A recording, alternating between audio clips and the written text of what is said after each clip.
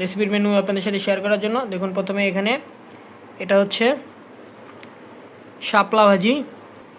একবারে সিম্পলভাবে এই শাপলা ভাজি রান্না করে খেয়ে দেখবেন আপনারা, খুবই সুন্দর লাগবে।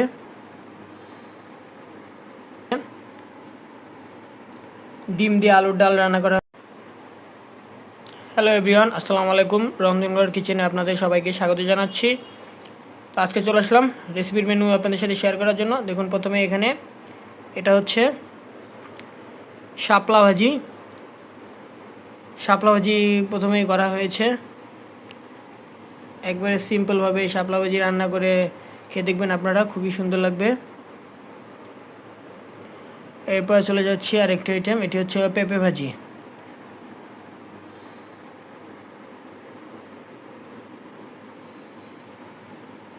আর এরপরে ফাইনাল আইটেম হচ্ছে ডিম দিয়ে আলুর ডাল রান্না করা হয়েছে। আর এখানে ডিম দুই রকমভাবেই করে নেওয়া হয়েছে। একটা হলো ডিম ভেজে তারপর ঝোলের ভিতরে দেওয়া হয়েছে আলুর ডালের ঝোলে।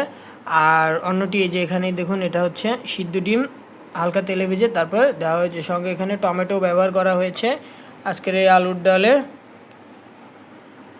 আলুর ডাল খুবই একটি পুষ্টিকর খাবার, স্বাস্থ্যকর এবং পুষ্টিকর খাবার।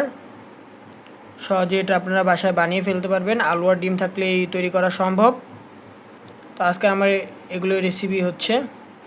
রেসিপিগুলো কেমন লাগলো অবশ্যই কমেন্টের মাধ্যমে জানাবেন। দেখা হবে পরবর্তীতে নতুন কোনো ভিডিওতে। ততক্ষণ সবাই সুস্থ থাকবেন, ভালো থাকবেন। আল্লাহ হাফেজ।